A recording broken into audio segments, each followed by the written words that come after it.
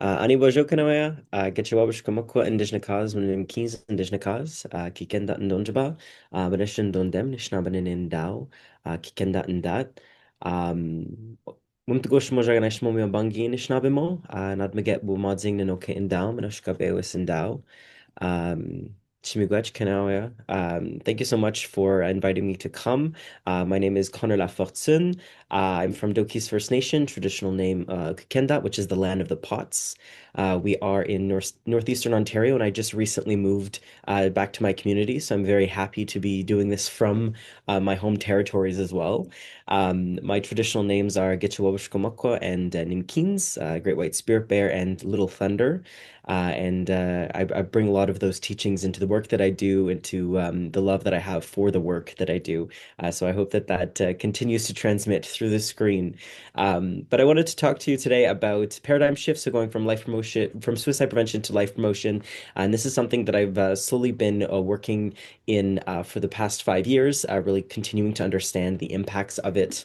And I wanted to give a little bit more understanding of where I'm from. This is a very zoomed in image of really my whole world.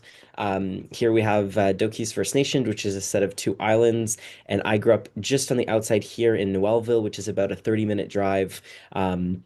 And this is a very old picture of the town that I grew up in, and a more recent picture of our band office and health center in Dokis. But I'm very much so centered in the land that I am from. My entire family from all sides. I'm also French and German, and my entire family comes from this very specific spot in northeastern Ontario. So very grateful to be able to continue to live and work from my homelands. When I started working in life promotion, it was because of the life promotion toolkit in 2021. There was a call out for Indigenous youth to learn how to love living life again, and that's how I began my journey in this work. And when I started, I'll be very honest with you, I had never heard the term life promotion. I did not know what it was all about. But the more that I learned, the more that I realized it was the work that I had already been doing. I was set on going to law school after my undergrad, and as you can see from my academic background, I very much so did not do that. And it is due to the beautiful work that we do in community. Started working with Dr. Ed Connors, Zagaske or John Rice, and really jumping into the work that we do in Indigenous communities and life promotion. And what I came to realize is that I was already doing that life promotion work, and that's really what I wanted to do going to law school. But I found such a beautiful community of folks doing it here. So, what is life promotion? We like to understand it as a strength-based understanding of mental health, of human-centered perspectives. It's really about changing that lens that we speak about mental health through, not just focusing on mental and physical and spiritual health as separate things, but really that entity that brings them all together. Um, sorry, life promotion for me stems from the term Mino-Bimaadiziwin, which is the term that I identify myself with as a life promoter or one who picks up life in the fields that I work with. This term has been translated from Anishinaabe and from Indigenous perspectives out to English and French and so on. And so it's really about stemming from our epistemology, on our understanding of self, and moving inwards towards that outside and inviting others into that conversation. But life promotion changes depending on the spaces that you're in, the communities, but it really is about a promise to live that long and good life and really to uplift the gifts of others in those spaces. So we believe that life is a sacred gift, and we come with other gifts and purposes that we bring to the world. So we often work with the four essential questions. If you've read Marie Sinclair Baugh's book, he speaks about these four essential questions. Who am I? Where do I come from? Why am I here? And where am I going? And this really shifts towards the answers of hope, meaning, belonging, and purpose, which are the four tenets of life promotion. Really trying to focus of why are we in this space? And it can be different questions. So this could be broad questions that we pose ourselves throughout our journey in larger senses, or it can be when we're trying to make a decision. You're finding a new workspace, and you're trying to decide between two living opportunities, and you pose yourself these questions to really understand where we've come from and where we're going with those spaces. I work a lot with Indigenous youth and youth in general, and these questions seem very large, and then you break them down. I was doing an activity once with a young person, like maybe 10 or 12, and we were talking about like what brings them hope, and that was such a big concept. And I go, well, what makes you laugh? What brings you joy? What shifts those perspectives? And she ended up talking about her brother and all these really wonderful things. And so, although these questions seem grandiose, they really do define us as human beings, and they shift through time in those understandings. So my research and my work focuses mainly on shifting the conversation because suicide prevention is often the only lens that Indigenous people are spoken through.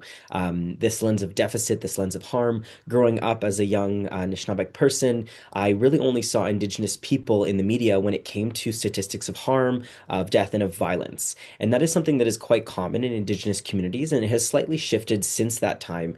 But it's imperative to be able to uplift our voices. So when I was in community, I could see all these beautiful things that we were doing. I could see the way that we were engaging in health and politics and physical health and all of these really beautiful things. But when we stepped outside of that, when the non-Indigenous world saw our perspectives, it was really through that deficit. And what ends up happening is that if we're focusing so heavily on suicide prevention, is that we are focused on the action and on the harm. And when you take a step back, you remove yourself from that.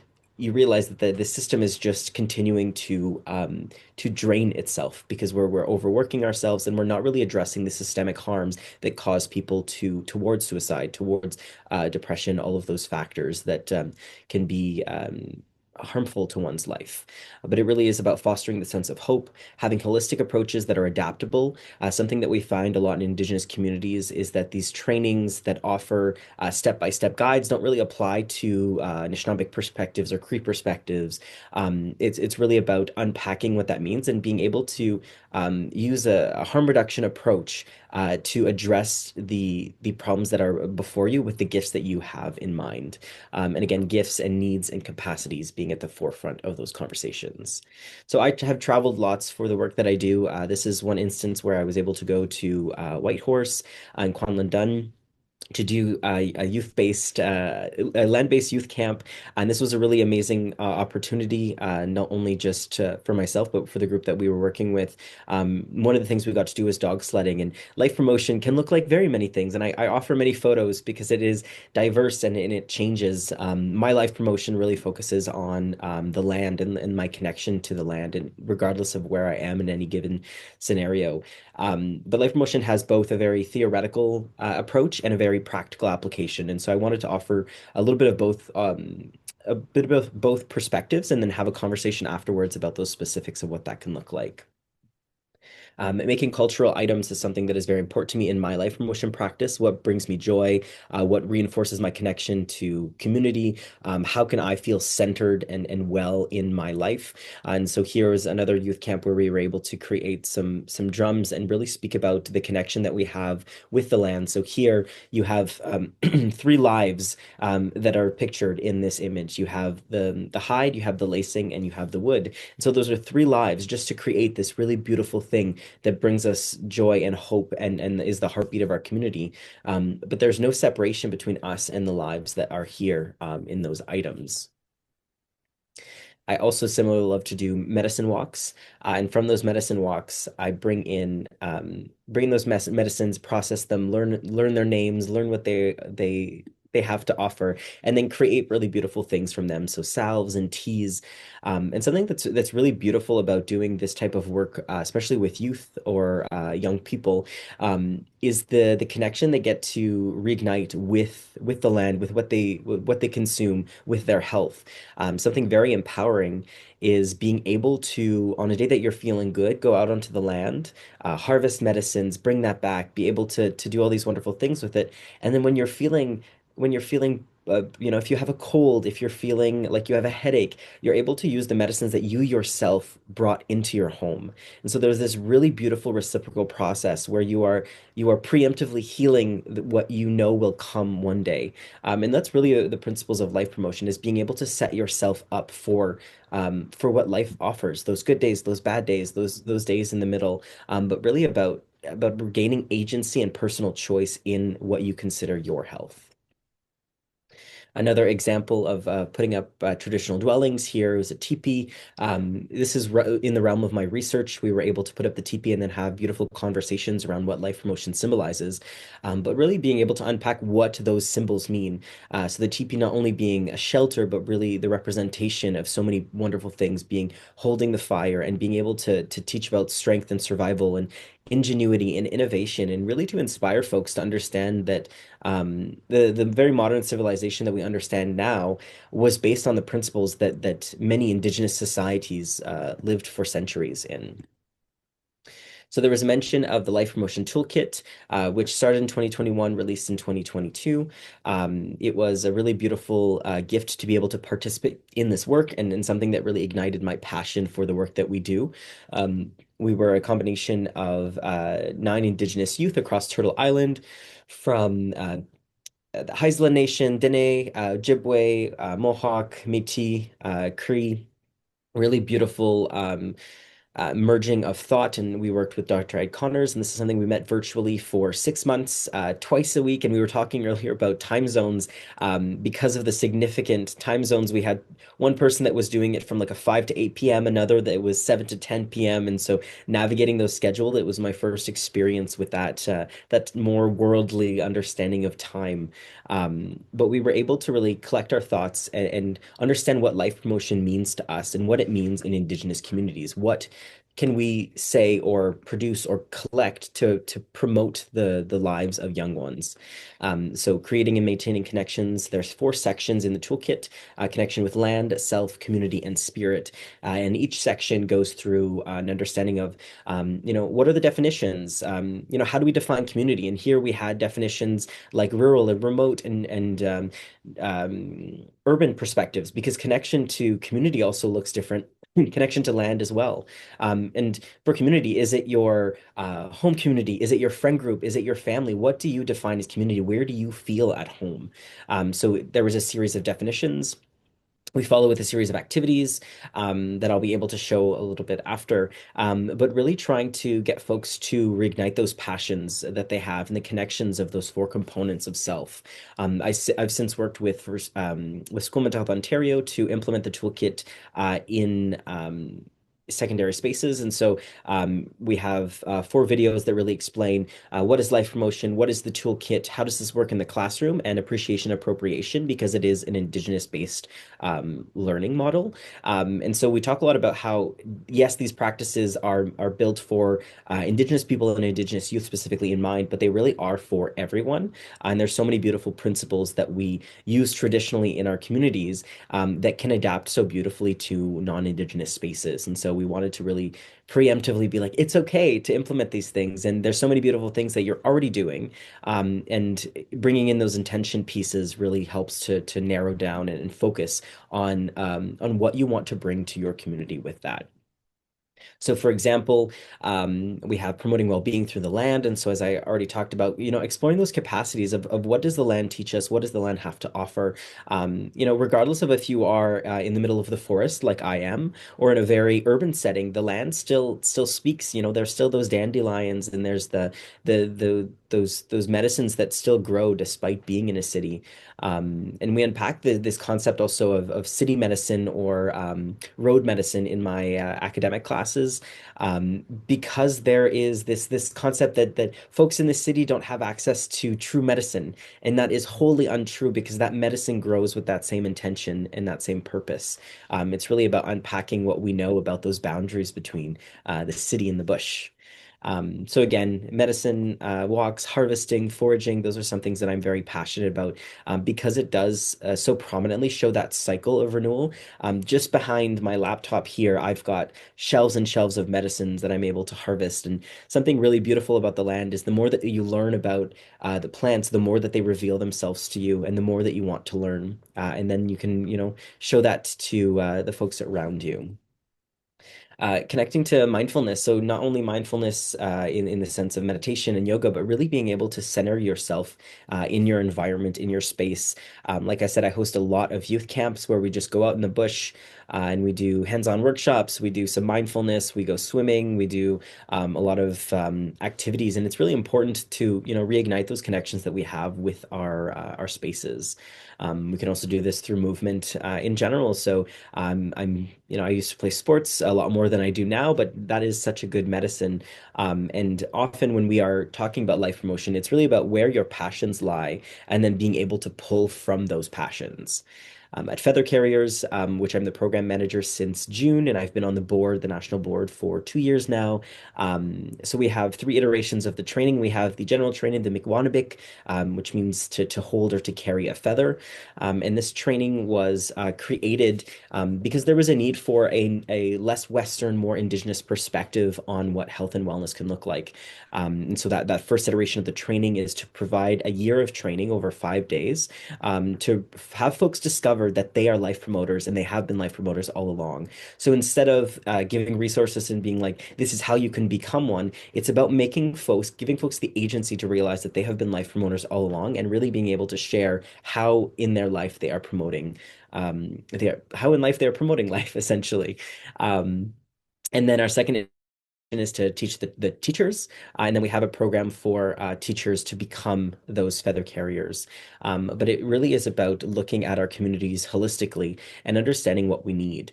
So our founders, Elder John Rice, Agasage, or Elder Ed Connors, Tecumseh, or Wabanobene Sequequechkin, our beautiful founders. These are new pictures. Before in this presentation, I had the oldest pictures because they don't let you take pictures of them. And I recently was able to take these pictures. So I'm very proud of being able to have them. They really wonderful people, such grounded and honest teachers, and so willing to learn from you, and to have this be a collaborative process. It's been really inspiring to be able to work with such amazing people. So you might have seen from the pictures of my tattoos, I have it here. This is the Mekons, or the Little Roads teaching. It's really a great teaching tool because when I don't have a chart, I can just point to it when I'm in session. But this is a very long and beautiful teaching that I will not be able to offer in such a short amount of time. But it is about those stages and those journeys that we have. It is a lodge teaching from the Bidet that has been also adapted in Anishinaabeg world everywhere, and there have been teachings that have been added to it. But it's really about seeing that whole life and understanding that we are a series of little roads that transition from one stage to the next. And this is the foundation of Feather Carrier's teachings. And when I was trying to understand my research in life promotion, I realized that that is the framework for which I wanted to see my research exist. And so this is a lot of text, and you don't need to read any of it. It's really just to provide you with the understanding that this teaching can be adapted to many things. The way that I saw the flow of the teaching is every stage was a different part of my research process, and ultimately at the end of the process, it was about that knowledge translation, that community feast that I was able to host, which really reignites the entire ceremony once again.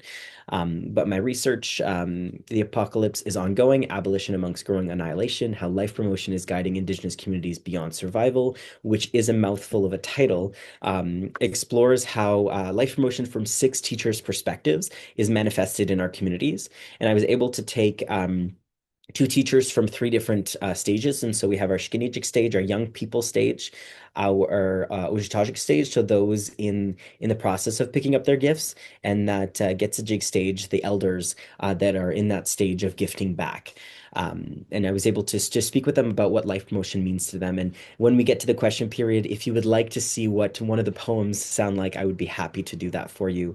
But accessible knowledge translation is incredibly important to me as an Anishinaabe storyteller, as an academic, as someone who understands the value of our words and our orality. Is important for me to be able to translate this through poetry. And so I have a very traditional master's research until you get to my results section.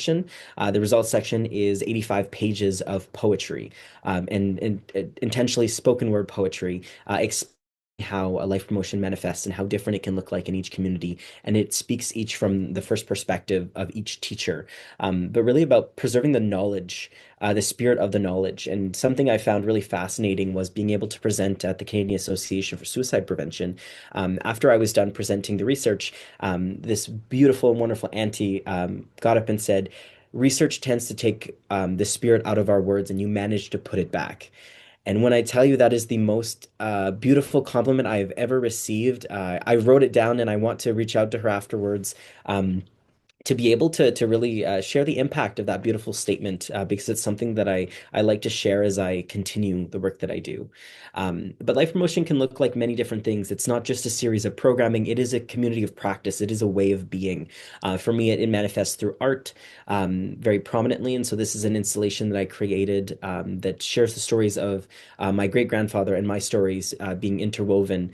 And you can't see it properly, but there are parts of the poem that are on the canvas itself. It was a ginormous canvas, and it explored language and life. And French is my first language, and English is my second. And I'm a beginner Anishinaabe speaker, and so I was able to integrate those words in the poetry as well. It's also a form of creation. Like I said, I love creating because for me this is my practice of promoting life. And poetry for me also is a third space where we invite people into the story, and we're able to be on we're in that circle for just a moment. It's also a practice of community for myself. This is traveling to my friend's community, Fort Nelson First Nation, when I was conducting the research. I'm also a traditional powwow dancer. This is in my community. We recently were able to add this beautiful sign. The aspects of life promotion are really about grounding myself in my communities, understanding the impacts of harm, and moving beyond them. It is about the actions that come after the harm, and not just this sitting and dwelling on this understanding of harm, which is how the health field has often spoken about Indigenous people. I think I might be done a little early, but I wanted to give you all a really broad understanding of what this can look like, and then tailor the questions to whatever you need in your communities. What kind of questions do you have about what life promotion can look like? Any specifics, I'm happy to provide. But when I have such a large and lovely group, I like to give of that really broad understanding so that we can refine it with whatever folks need. So, Chimigwech Kanawaya for listening, and I'd love to hear some comments and questions.